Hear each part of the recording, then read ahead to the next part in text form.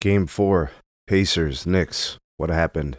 It really was. It was a good game to watch. Watching the first half and then kind of coming back to watch the second half.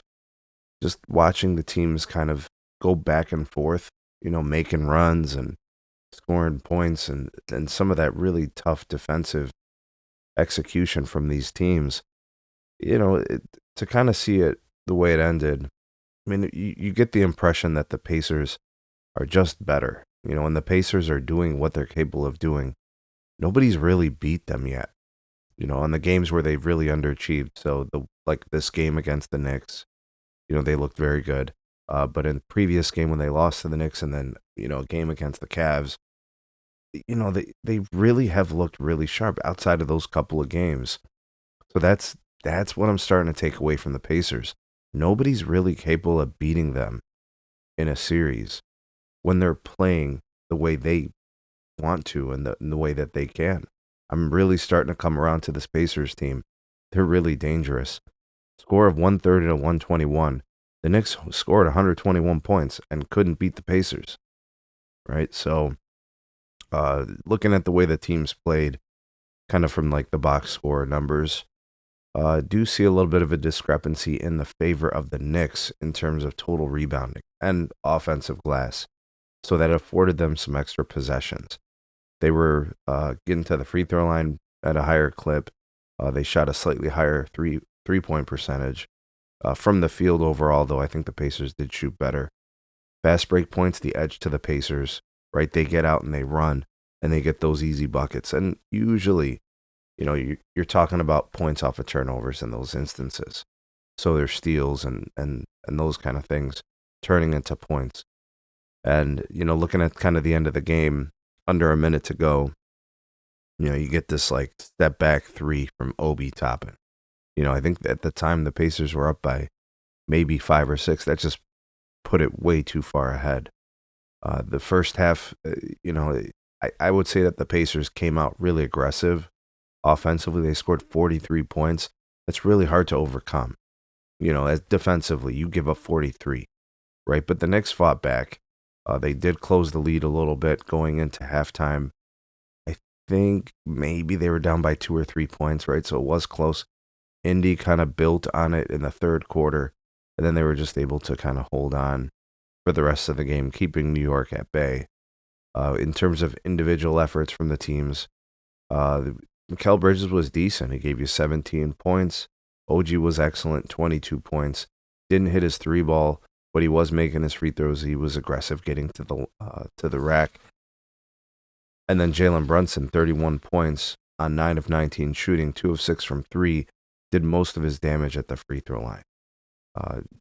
And then Karl Anthony Towns, while he did give you 24 points, 7 of 9 from the free throw line, 8 of 15 overall shooting. He had 12 rebounds. He had 3 assists, a well-rounded game from him. And then Josh Hart, 12 points off the bench. That was kind of their adjustment. Going with the Mitchell Robinson, Karl Anthony Towns combo. But Mitchell Robinson didn't give you much, right? 6 points, mostly in there defensively and, for the rebounding and stuff like that. But the guys from the Pacers, they were hot, man. You had a couple of really, really good showings there. Siakam, 30, Tyrese Halliburton, 32 points. But it wasn't just the points from Halliburton. He was creating for his teammates. 15 assists. And then defensively coming up with 4 steals, right? 12 rebounds. He was just all over the place. And Siakam, who I'd say has probably been the best player in the series. He had a block, a steal, 2 assists, 5 rebounds on top of the 30 points, going 3 of 4 from 3. And then 20 points out of nowhere from Benedict Mathurin. I don't know if he's had a bigger game in limited minutes, right? We're talking about a guy who played 12 minutes, scored 20 points on 10 of 11 from the free throw line. I mean, you're making your free throws, right? I'm not sure if that was by design or whatever, but that was it off the bench. He didn't really get much else from anyone. Andrew Nemhard, 3 points. He didn't get you much, but Neesmith was good when he needed to be. Miles Turner was kind of quiet, right? 13 points. He hasn't really been the impact player in the Knicks series that he was in the Cavs series. And I think part of that has to do with, his, you know, having to defend some combination of, Karl Anthony Towns and dealing with Mitchell Robinson on the glass. But guys, I think it's become abundantly clear there's a degree of separation between these two teams. When the Pacers do what they know they can do, they've basically made themselves unbeatable, right? Getting out in the pace, right, with the fast break. Even in the half court sets, just moving the ball around until they find a good shot. And a guy like Siakam who, you just watch him play and he's just really tough. He's very elusive. He finds ways to get to the rim. He's knocking down shots now. That makes him almost impossible to guard. And his defense is very good. And Halliburton continues to really show up within key moments of games. And this one, he was good for the duration of the game. He hasn't been great in all games, but he's been perfectly fine. He's been very good. I still can't get over the fact that his contemporaries, people around the league, voted him as the most overrated player.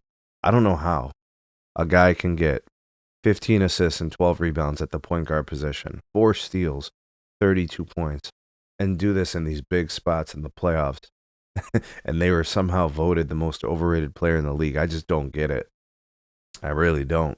Rick Carlisle has something special going on with these guys. And I think they are destined for the finals. I think it is going to be the Pacers. This series is going to go, I think, back to New York. If I remember correctly, the Knicks had the better regular season record. The Knicks, obviously they're going